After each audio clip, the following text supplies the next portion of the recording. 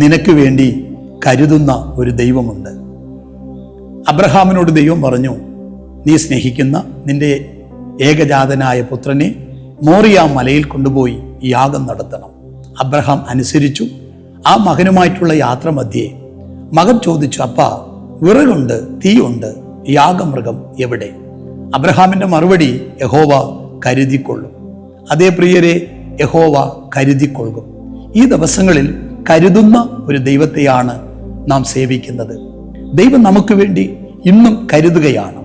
ദൈവത്തിൻ്റെ പക്കലുള്ള കരുതൽ ചെറുതല്ല.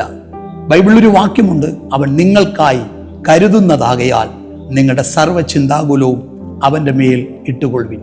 ഈ ദിവസങ്ങളിൽ ഏതൊക്കെ വിഷയത്തെ ചൊല്ലി നിങ്ങൾ ഭാരപ്പെടുന്നു, ഏതൊക്കെ വിഷയത്തെ ചൊല്ലി നിരാശപ്പെടുന്നു, ആ വിഷയത്തിനകത്ത് ദൈവത്തിൻ്റെ ഒരു കരുതൽ നിങ്ങളുടെ ഭവനത്തിൽ, നിങ്ങളുടെ കുടുംബത്തിനകത്ത് ദൈവം അത് വെളിപ്പെടുത്താൻ പോകുകയാണ്.